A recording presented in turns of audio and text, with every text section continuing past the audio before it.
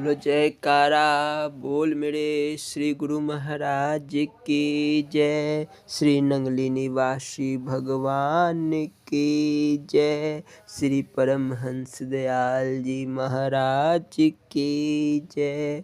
श्री नंगल विहालन भगवान की जय। श्री परम गुरु भगवान की जय। जय सच्चिदानंद जी। श्री अद्वैत वचनामृत। श्री परमहंस दयाल जी महाराज का इरशाद है, सुखदेव जी को तपस्या के प्रताप से जब उच्च पदवी प्राप्त हुई और हरि के धाम में पहुँचे तो भगवान विष्णु ने कहा, ऐ ऋषि, तुम निगुरे हो। गुरु के ना होने से तुमको तप का अभिमान हो गया है। तुम वापिस जाओ और गुरु धारण करो, वह तुमको ठीक मार्ग बता देगा। सुखदेव जी ने गुरु की पहचान पूछी तो यह उत्तर मिला, गुरु सोई जो सत्य बतावे और गुरु कोई काम न आवे। सत्य पुरुष का कहे संदेशा, जन्म जन्म का मेटे अंदेशा। पाप पुण्य की आशा नाहिम, बैठे अक्षय वृक्ष की छाई। भृंग मत होवे जेहे पासा, सोई गुरु सत्य सुनो सुखदासा। सुखदेव जी ने लौटकर महाराज जनक वैदेही को गुरु बनाया और फिर मार्ग पाया। इस अवसर पर कई व्यक्तियों के दिल में कुछ विचार उत्पन्न हुए तो श्री परमहंस दयाल जी ने फरमाया, हर एक व्यक्ति के जिम्मे कुछ काम है और उसमें उसको कुछ न कुछ अधिकार भी दिया गया है। यदि किसी को उस काम से प्रयोजन नहीं तो उस व्यक्ति से भी संबंध रखना पड़ेगा। यदि उस काम से प्रयोजन नहीं तो उस व्यक्ति की पहचान यह बताई गई है कि वह 5 तत्व, 3 गुणों और चारों अवस्था का साक्षी तथा विदेह मुक्त हो। उसमें भृंगी कीड़े का गुण हो कि जिसका चाहे अपना सा कर ले। ऐसे गुरु यदि कृपा करे तो जन्म मरण अर्थात आवागमन से मुक्त हो जाए। सुखदेव जी को जताया गया कि तुमको तो अभी तप का अभिमान भी नहीं मिटा है, यहाँ तो उसका प्रवेश होता है जिसमें उपरोक्त बातें हैं।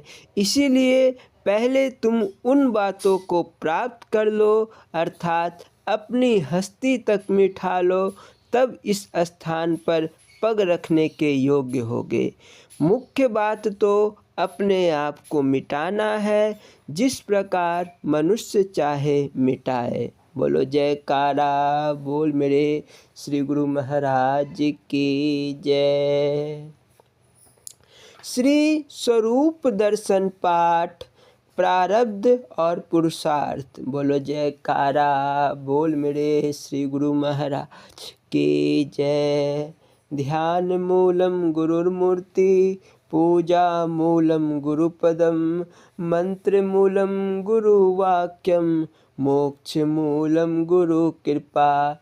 गुरु जी को कीजिए दंडवत, कोटि कोटि प्रणाम। कीट न जाने भृंग को, गुरु कर ले आप समान। त्वमेव माता च पिता त्वमेव, त्वमेव बंधु च सखा त्वमेव। त्वमेव विद्या द्रविणं त्वमेव, त्वमेव सर्वं मम देव।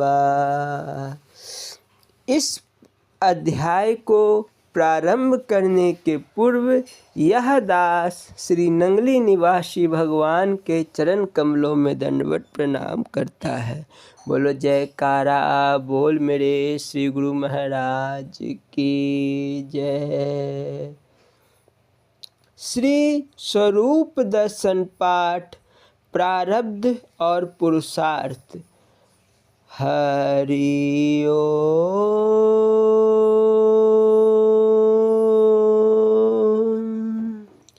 एक बार सालार आश्रम में श्री सतगुरुदेव जी विराजमान थे। एक दिन किसी भक्त ने सत्संग में आकर पूछा, गुरुदेव से प्रार्थना की, महाप्रभु जी, प्रारब्ध से सब कुछ होता है अथवा पुरुषार्थ से मेरी इस दुविधा को समाप्त कीजिए। दाता दीनदयाल जी बोले, पंछी दो पंखों से ही उड़ सकता है, यदि उसका एक पंख ना हो तो वह फरफरा कर प्राण दे देता है। सो प्रारब्ध के बिना पुरुषार्थ की प्राप्ति नहीं होती। प्रारब्ध में पूर्व जन्म का पुरुषार्थ छिपा होता है। यह तो एक प्रकार का अर्श पर्श का मेल होता है। प्रारब्ध बासी रोटी है और पुरुषार्थ ताजी। योग वशिष्ठ ने गुरुदेव वशिष्ठ जी ने भगवान राम को यही उपदेश दिया कि आपका पुरुषार्थ ही देव है, पुरुषार्थ ही मुख्य है। इससे ही प्रारब्ध बनती और प्राप्त होती है। प्रारब्ध ध्येय तथा मंजिल है और पुरुषार्थ यात्रा है। प्रारब्ध पूर्व जन्म के कर्म को कहते हैं और पुरुषार्थ इस जन्म में किए गए कर्म का नाम है दोनों ही कर्म। चना एक ही होता है, परंतु भुना हुआ चना उगता नहीं, कच्चा चना उग जाता है। प्रारब्ध कच्चा चना है जो जन्म देने वाली है। यदि निष्काम कर्म किया जाएगा तो वह यहीं समाप्त हो जाएगा, नहीं तो जन्म लेकर फिर फल भोगने के लिए आना पड़ेगा। प्रारब्ध कुछ प्रबल मानी गई है क्योंकि इससे यह जन्म मिला और इस रूप की प्राप्ति हुई। प्रारब्धानुसार ही कर्म भोगे जाएंगे, यह कम और अधिक नहीं हो सकती। यह शरीर कर्म भोगने के लिए मिला है, कर्म भोग का यह स्थान है। प्रारब्ध कर्म का ही प्रभाव इस शरीर पर है, जिससे यह जीव का सुख दुख आदि मिलते हैं। किसी तत्ववेता महापुरुष की कृपा से यदि यह जीव अपने पुरुषार्थ से इस शरीर का संबंध अपने से पृथक कर ले तो कर्म बंधन से स्वतंत्र हो सकता है, परंतु कोई बिरला व्यक्ति ही पुरुषार्थ करता है। एक समय भगवान कृष्ण ने गोपियों के द्वेष भाव को दूर करने के लिए एक लीला रचाई। प्रभु कहने लगे, मेरे पेट में बहुत पीड़ा है। तब गोपियों ने उनकी यह दशा देखकर बहुत व्याकुल हो गई। भगवान कृष्ण ने कहा, आप में से कोई अपने पांव धोकर वह जल पिलाए, तभी मेरी पीड़ा दूर होगी। परंतु यह याद रखो, जो मुझे अपने पांव धोकर जल पिलाएगा उसे नरक भोगना पड़ेगा। प्रभु की यह लीला वचन सुनकर पाप के विचार से भयभीत हो गई। तब उन्होंने निर्णय किया कि राधा जी को बुलवाया जाए। तत्काल अपना द्वेष भाव छोड़कर उन्होंने राधा जी को बुलवाया। राधा जी ने आते ही अपने चरण धोकर वह जल भगवान को पिला दिया। यह देखकर सभी गोपियां चर्चा करने लगी, बस अब राधा को नरक जाना पड़ेगा। प्रभु ने भी राधा को कह दिया कि बस इस पाप के बदले नरक की तैयारी कर लो। तब राधा ने प्रार्थना की, मेरे स्वामी, यदि मैं आपकी बनकर नरक जाऊं तो इससे बढ़कर मुझे क्या खुशी हो सकती है। आपके साथ तो मुझे नरक भी वैकुंठ जैसा प्रतीत होगा। भगवान कृष्ण बोले, हम तेरे साथ नरक क्यों जाएंगे। राधा ने उत्तर दिया, यदि मैं संपूर्ण रूप से आपकी बन गई तो क्या यह चरण मेरे ही रहे। यदि वह मेरे हैं तो अवश्य नरक जाऊंगी, और यदि आपके हैं, आप चाहे उसे धोकर पिए नरक जाऊं अथवा स्वर्ग जाओ, मैं आपके साथ ही जाऊंगा। इस प्रकार का किया हुआ पुरुषार्थ कर्म चक्र को काट सकता है। वास्तव में प्रारब्ध प्रबल है, जो कि पुरुषार्थ को भी अपनी प्रेरणा से कराती है, परंतु सब कार्य पुरुषार्थ से सिद्ध होंगे, क्योंकि पुरुषार्थ ही सर्व कर्मों में शिरोमणि है। ज्ञानवान पुरुष पुरुषार्थ करते हुए भी प्रारब्ध पर ध्यान रखते हैं और पुरुषार्थ भी नहीं छोड़ते हैं। बोलो जयकारा बोल मेरे श्री गुरु महाराज की जय। स्वामी हीरानंदपुरी जी महाराज जी की लीला संस्मरण एवं अमृत प्रवचन। बोलो जयकारा बोल मेरे श्री गुरु महाराज की जय। महाराज अदृश्य हो गए। यह घटना शिमला से संबंधित है। उस समय महाराज जी हरद्वारी लाल की प्रार्थना पर वहां गए हुए थे। शिमला में ही एक एस्टेट था, जहां के राजा ने बड़ी श्रद्धा और भक्ति से उन्हें अपने राजभवन में आमंत्रित किया था। राजभवन से संलग्न शीशे का बना हुआ एक बड़ा कमरा था, उसी में महाराज जी को ठहराया गया था। राजा को यह मालूम था कि महाराज जी 4 बजे सुबह उठकर अपना ध्यान भजन करते हैं। उसके मन में यह जानने की इच्छा थी कि ब्रह्म बेला में महाराज जी का यह ध्यान किस रूप में होता है। इसीलिए उसने जानबूझकर महाराज जी को शीशे के कमरे में ठहराया था, ताकि बाहर से भीतर का सारा दृश्य देखा जा सके। जब सुबह 4 बजे महाराज जी की साधना का समय उपस्थित हुआ तो राजा चुपके से उठकर कमरे के बाहर शीशे से भीतर की ओर झांकने लगा। आखिर महाराज कर क्या रहे हैं, किंतु यह क्या, भीतर महाराज कहीं दिखाई नहीं पड़े। वह कमरे के चारों ओर घूमकर कई कोनों से ताकता झांकता रह गया, किंतु भीतर महाराज कहीं नहीं दिखाई पड़े।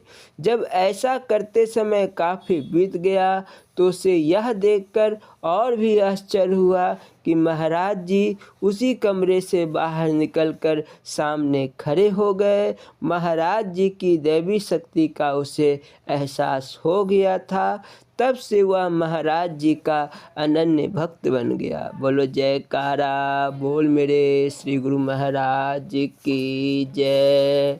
स्वामी हीरानंदपुरी जी महाराज जी के अमृत प्रवचन। बोलो जयकारा बोल मेरे श्री महाराज जी की जय।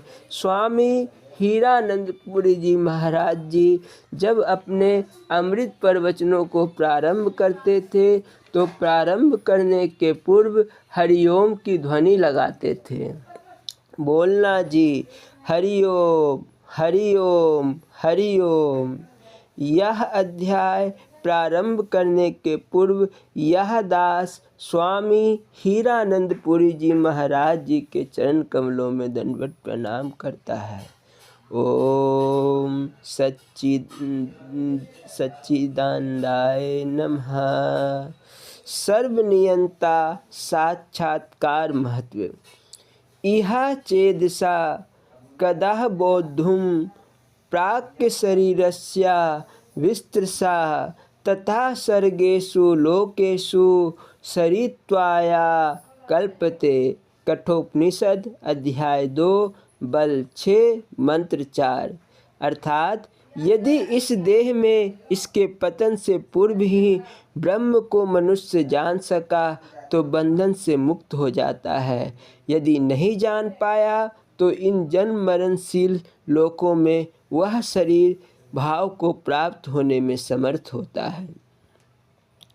एको वशी सर्वभूतांतरात्मा एकम रूपम बहुधाया करोति तमात्मस्थम ये नुपश्यन्ति धीरास्तेषां सुखम शाश्वतम नेते रेशाम। कठोपनिषद अध्याय 2 बल 5 मंत्र 12। अर्थात जो एक परमेश्वर सबको अपने अधीन रखने वाला और संपूर्ण भूतों का अंतरात्मा अपने एक रूप को ही अनेक प्रकार का कर लेता है, अपनी बुद्धि में स्थित उस ईश्वर आत्मदेव को जो धीर विवेकी पुरुष देखते हैं उन्हीं को नित्य सुख प्राप्त होता है, दूसरों को नहीं।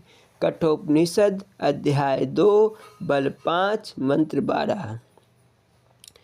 नित्यो अनिनित्यानां चेतनश्चेतना नामेको बहुनायो विदधाति कामनः तमात्मस्थं येनुपश्यन्ति धीरास्तेषां शान्ति शाश्वती नतरेषाम्। कठोपनिषद अध्याय 2 बल 5 मंत्र 13। अर्थात जो अनित्य पदार्थों में नित्य स्वरूप तथा ब्रह्म आदि चेतनाओं में चेतन है और जो अकेला ही अनेकों की कामनाएं पूर्ण करता है, अपनी बुद्धि में स्थित उस आत्मा को जो विवेकी पुरुष देखते हैं उन्हीं को नित्य शांति प्राप्ति होती है, दूसरों को नहीं। अर्थात जो धीर बुद्धिमान ज्ञानी ध्यानी अभ्यासी पुरुष अपने आत्मा में स्थित उस ईश्वर आत्मदेव को दिव्य दृष्टि से देखते हैं, उन्हीं को परमेश्वर की प्राप्ति रूप परम शांति प्राप्त होती है। जो गुरुमुख ज्ञानी नहीं है उन्हें ईश्वर प्राप्ति नहीं होता। ना तत्र सूर्यो भाति ना चंद्र तारकम नेमा विदुतो भान्ति कुतोऽयमग्निनः त्वमेव भान्तमनो भाति सर्वतस्या भाषा सर्वमिदं विभाति। कठोपनिषद अध्याय 2 बल 5 मंत्र 15। अर्थात इस शरीर के अंदर ब्रह्मांड में ईश्वर आत्मलोक में तथा परमात्मा में यह सूर्य प्रकाशित नहीं होता, चंद्रमा और तारे भी नहीं चमकते और न यह विद्युत ही चमचमाती है। फिर इस अग्नि की तो बात ही क्या है, उसके प्रकाशमान होते हुए ही सब कुछ प्रकाशित होता है और उसके प्रकाश से यह सब कुछ भासता है। तथा हे नचिकेता, जिसका मूल ऊपर की ओर तथा शाखाएं नीचे की ओर है, ऐसा यह अस्वस्थ वृक्ष सनातन अनादि है। वही विशुद्ध ज्योति स्वरूप है, वही ब्रह्म है और वही अमृत कहा जाता है। संपूर्ण लोक उसी पर आश्रित है, कोई भी उसका अतिक्रमण नहीं कर सकता। यहाँ निश्चय वह ब्रह्म है। उधर बेमूलोक वाका शाखा एषो स्वस्थथा सनातना तदेव शक्रम तद ब्रह्मा तदेवामृतमुच्यते तस्मिल्लोकाश्रिता सर्वतदु नात्येति कश्चना। कठोपनिषद अध्याय 2 बल 6 मंत्र 1। अर्थात जिसका मूल ऊपर की ओर तथा शाखाएं नीचे की ओर है, ऐसा यह अस्तित्व वृक्ष सनातन अनादि है, वही विशुद्ध ज्योति स्वरूप है, वही ब्रह्म है और वही अमृत कहा जाता है। संपूर्ण लोक उसी पर आश्रित है, कोई भी उसका अतिक्रमण नहीं कर सकता, यही निश्चय वह ब्रह्म है। इस ऊपर मूल वाले सनातन पुरुष वृक्ष को जगत गुरु भगवान शंकराचार्य ने इस प्रकार वर्णन किया है।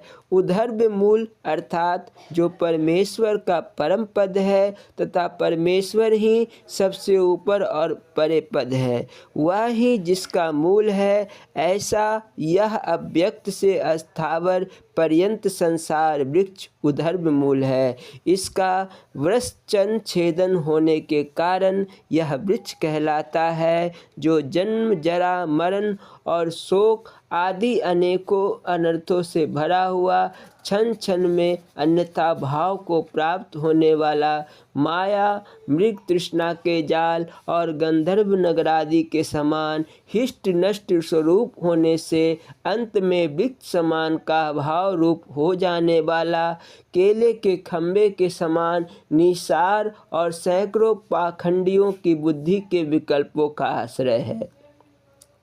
तत्व जिज्ञासुओं द्वारा जिसका तत्व इदम रूप से निर्धारित नहीं किया गया, वेदांत निर्णित पर ब्रह्म ही जिसका मूल और सार है, जो अविद्या काम कर्म और अव्यक्त रूप बीज से उत्पन्न होने वाला है। ज्ञान और क्रिया ये दोनों जिसकी स्वरूप भूत शक्तियाँ हैं, अपर ब्रह्म रूप हिरण्य गर्भ ही जिसका अंकुर है, संपूर्ण प्राणियों के लिंग शरीर ही जिसके स्कंद है, जो तृष्णा रूप जल के सींचने से बढ़े हुए तेज वाला, बुद्धि इंद्रिय और विषय रूप नूतन पल्लवों के अंकुरों वाला, श्रुति स्मृति न्याय और ज्ञानोपदेश रूप पत्तों वाला, यज्ञ दान तप आदि अनेक क्रियाकलाप रूप सुंदर फूलों वाला, सुख दुख और वेदना रूप अनेक प्रकार के रसों से युक्त, प्राणियों की आजीविका रूप अनंत फलों वाला तथा फलों के तृष्णा रूप जल के सिंचन से भरे हुए और सात्विक आदि भावों से मिश्रित एवं दृढ़तापूर्वक स्थिर हुए, कर्म वासना आदि रूप आवंतर सुखों वाला है। ब्रह्मादि पक्षियों ने जिस पर शतादि नामों वाले सतलोक रूप घोंसले बना रखे हैं, जो प्राणियों के सुख दुख जनित हर्ष शोक से उत्पन्न हुए, नृत्य गान बाघ कीड़ा खम ठोकना हंसी स्कंदन रोदन तथा हाय हाय छोड़ छोड़ इत्यादि अनेक प्रकार के शब्दों की तुमिल ध्वनि से अत्यंत गुंजायमान हो रहा है, तथा वेदांत विहित ब्राह्मणत्व दर्शन रूप असंग शस्त्र से जिसका उच्छेद होता है, ऐसा यह संसार रूप वृक्ष अस्वस्थ है। अर्थात अस्वस्थ वृक्ष के समान कामना और कर्म रूप वायु से प्रेरित हुआ, नित्य चंचल स्वभाव वाला है। स्वर्ग नरक तिर्यक और प्रेतादि शाखाओं के कारण यह नीचे की ओर फैली शाखाओं वाला है, तथा सनातन अथवा अनादि होने के कारण चिरकाल से चला आ रहा है। इस संसार का जो मूल है वही शुक्र शुभ्र शुद्ध ज्योति में अर्थात चैतन्य आत्म ज्योति स्वरूप है। वह ही सबसे महान होने के कारण ब्रह्म है। वह ही सत्य स्वरूप होने के कारण अमृत अर्थात अविनाशी स्वभाव वाला कहा जाता है। विकार वाणी का विलास और केवल नाम मात्र है, अतः उस ब्रह्म से अन्य सब मिथ्या और नाशवान है। उस परमार्थ सत्य ब्रह्म में उत्पत्ति स्थिति और लय के समय संपूर्ण लोक गंधर्व नगर मरीचिका जल और माया के समान आश्रित है। यह परमार्थ दर्शन हो जाने पर बाधित हो जाने वाले हैं। जिस प्रकार घट आदि कोई भी कार्य मृत्तिका आदि का अतिक्रमण नहीं कर सकते, उसी प्रकार कोई भी विकार उस ब्रह्म का अतिक्रमण नहीं कर सकते। निश्चय यही वह ब्रह्म है। बोलो जयकारा बोल मेरे श्री गुरु महाराज की जय। ओम शांति शांति शांति। स्वामी परम ज्ञानानंद पुरी जी महाराज जी की लीला संस्मरण एवं अमृत प्रवचन। बोलो जयकारा बोल मेरे श्री गुरु महाराज की जय। बेसन से सेब का प्रसाद। साभार महान संत केवल बाबा। संकलनकर्ता इंजीनियर नरेंद्र कुमार सिन्हा, गया बिहार। फरमाते हैं, एक बार मेरी पत्नी को बेहोशी की बीमारी हो गई। बहुत से डॉक्टरों से परामर्श किया किंतु बीमारी पकड़ में नहीं आई। इसी बीच उसे थायराइड तथा चीनी की बीमारी भी हो गई। पटना के डॉक्टरों ने कहा इनके दोनों कानों में तरल पदार्थ का लेवल कम बेसी होने के चलते ऐसा हो रहा है। दवा प्रारंभ किया गया। एक दिन स्वप्न में मेरे मालिक श्री गुरु महाराज जी आए और उन्होंने बेसन का सेब प्रसाद में दिया। कुछ दिनों के बाद जब मैं गया तो प्रसाद वगैरह का सामान लेकर मार्केट से डेरा पैदल ही आ रहा था। रास्ते में एक मिठाई की दुकान पर बेसन के सेब बिकते देखकर मुझे श्री गुरु महाराज जी के द्वारा स्वप्न दिया गया वह सेब याद आ गया। मैंने 100 ग्राम सेब खरीदकर श्री गुरु महाराज जी को भोग लगाकर अपनी पत्नी को प्रसाद स्वरूप दिया। तब से उसकी बेहोशी की बीमारी समाप्त हो गई। उसके बाद प्रत्येक दिन मैं बेसन के सेब का भोग श्री गुरु महाराज जी की लगाकर सबों को प्रसाद देता हूँ। यह क्रम लगातार जारी है। अभी भी श्री गुरु महाराज जी की अलौकिक शक्तियों का अनुभव प्रत्यक्ष या परोक्ष रूप में मुझे प्रायः होते रहता है। इस नाचीज पर उनकी कृपा का अनुभव कर मैं रोमांचित होते रहता हूँ। बोलो जयकारा बोल मेरे श्री गुरु महाराज की जय। स्वामी परम ज्ञानानंद पुरी जी महाराज जी के अमृत प्रवचन। बोलो जयकारा बोल मेरे श्री गुरु महाराज की जय। इस प्रवचन को प्रारंभ करने के पूर्व यह दास स्वामी परम ज्ञानानंद पुरी जी महाराज जी के चरण कमलों में दंडवत प्रणाम करता है। बोलो जय बोल मेरे श्री गुरु महाराज की जय। स्थान औरंगाबाद, दिनांक 6/9/1976। आत्मकल्याण की जिज्ञासा को लेकर आए हुए प्रेमियों, बोलना हरिओम हरिओम हरिओम। प्रेमियों, मतों के बीच झगड़ा काहे का है। अंधों की जमात थी, होंगे वे 5-7। वे हाथी के विषय में बात करने लगे। उन सबों ने बारी बारी से हाथी छूकर देखा था। जिसने हाथी के जिस अंग को छूकर अनुमान लगाया वह उसी को लेकर अड़ गया। एक ने पांव पकड़ा था तो कहा हाथी खंबे जैसा है। दूसरे ने कान छुआ तो कहा हाथी सूप जैसा होता है। तीसरे को पूंछ मिली तो कहा हाथी रस्से जैसा है। चौथे को पीठ मिली तो कहा हाथी तख्ते जैसा है। पांचवे को सुन मिली तो कहा मूसल जैसा है। अब वे परस्पर अपनी अपनी बात पर अड़े हुए विवाद कर रहे थे। इसी बीच वहां आंखों वाला एक आदमी आ गया। झगड़े का कारण सुनकर वह वास्तविकता समझ ही गया। उसने समझाया कि तुम में से प्रत्येक अपनी अपनी धारणा के मुताबिक ठीक ही कह रहा है। भिन्नता इस वजह से है कि जिसने जिस किसी अंग को पकड़ा वह उसी बात पर अड़ा हुआ है। संपूर्ण हाथी को तो छूकर देखा ही नहीं, हर एक ने उसके एक अंग का स्पर्श किया। असल में सबकी बातें मिला दी जाए तो हाथी को पूरा पूरा समझा जा सकता है।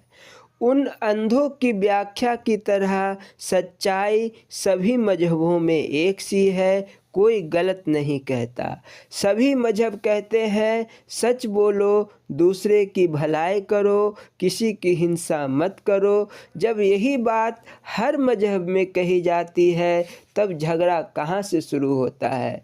कोई कहता है हम शैव हैं तो कोई वैष्णव ऐसा कहता है कि चंदन त्रिशूल की तरह लगाना चाहिए, तो दूसरा कहता है त्रिपुंड लगाना ठीक होता है। हर एक अपनी अपनी जिद में आकर कहता है कि वही ठीक है। कोई कहता है पंच केस रखो तो कोई कहता है केस रखो ही मत, बिल्कुल मुरादो। मुसलमान कहता है कि सुन्नत कराओ तब खुदा खुश होता है। कोई कहता है कि कानों में कंठी धारण करो। उनमें भी कोई गोल, कोई लंबी तो कोई चिपटी पहनता है। महापुरुषों ने एक विशेष बात यह की कि उन्होंने जिस किसी रास्ते में गलती देखी उसे खोलकर कह दिया। लोगों ने इसके लिए बहुत ही हो हल्ला मचाया, यहाँ तक कि कई महात्माओं को कठिन यातनाएं भी दी गई। असल में उन्होंने तो अनुयायियों को उनकी जिद से हटाने के लिए वैसा किया। जैसा उन्होंने देखा कि तिलक के लिए बेकार ही झगड़ना है, तब कह दिया बाहरी तिलक के उल्टा सीधा होने से कुछ नहीं बिगड़ता। वस्तुतः तिलक की 3 रेखाएं अंदर की 3 प्रमुख नारियों की प्रतीक है। ईड़ा पिंगला सुखमना 3 बसे एक ठाई, बेनी संगम तह परियाग मन मंजन करे थिताई। संतो तहाँ निरंजन धाम है गुरुगम चीन्हे बिरला कोई। तुम्हारा शरीर समग्र ब्रह्मांड का नक्शा है, यह सबसे बड़ा तिलिस्म है। महापुरुषों ने इशारा किया कि बाहर के बदले तुम अंदर की दुनिया की सैर करो। समष्टि को छोड़कर व्याष्टि को खोजो। तुम्हारे अंदर सब कुछ वही है जो बाहर के संसार में है। बाहर समुद्र है तो तुम्हारे अंदर भी समुद्र है। पेट बाहर पहाड़ है तो शरीर के भीतर हड्डियां हैं। बाहर नदियां हैं तो इधर नाड़ियां हैं। बाहर का समुद्र कभी भरता ही नहीं तो हमारा पेट भी तो कभी नहीं भरता। जब से जन्म लिया तभी से खाते आ रहे हो, मगर अभी तक यह भरा नहीं। बाहर घने जंगल है तो शरीर में भी कई जगह घने बाल हैं। बाहर धरती में हर जगह घास है तो शरीर में सब जगह रोए हैं। बाहर बंजर भूमि है तो शरीर में भी कई जगह रोए नहीं होते, जैसे हथेलियाँ, तलवे आदि। इस प्रकार हमारे बुजुर्गों ने बाहर के भटकाव से हटाकर हमें अंदर की खोज करने को प्रेरित किया। बाहर 3 नदियाँ गंगा, यमुना, सरस्वती है तो अंदर भी 3 प्रमुख नारियाँ हैं, ईंडा, पिंगला और सुषुम्ना। प्रयागराज में गंगा और यमुना 2 तरह से आती है और सरस्वती गुप्त रहती है, दिखाई नहीं देती। उन तीनों के संगम को हम प्रयागराज कहते हैं। अब शरीर में प्रयागराज कहाँ है? इसमें त्रिकुटी प्रयागराज कहलाता है। दोनों बाहों और नाकों के मेल की जगह त्रिकुटी है, जहाँ हम तिलक लगाते हैं। बाहर त्रिवेणी में नहाकर तो तन को स्वच्छ बनाया जाता है, मगर उस अंदरूनी त्रिवेणी में मन को पावन किया जाता है। उसमें नहाकर यह दिव्य भाव संपन्न हो जाता है। इससे जीव के सभी मानसिक पापों का नाश हो जाता है। अंदर के 7 मुकाम है त्रिकुटी, भुकुटी, 10वां द्वार, भवर गुफा, अगम लोक, अलख लोक, सत्य लोक। इन्हीं को वेद कहते हैं। भू, भुवः, स्वः, महः, जनः, तपः सत्यम। मुसलमान कहते हैं हुत, हाहुत, अलहुत, मलकूत, जबरूत, लाहुत आदि। इन ब्रह्मांडी मुकामों का प्रवेश द्वार त्रिकुटी है। अभ्यास में मन को यही टिकाया जाता है। तो महापुरुषों का इशारा कहाँ था और झगड़ा कहाँ के लिए शुरू हो गया।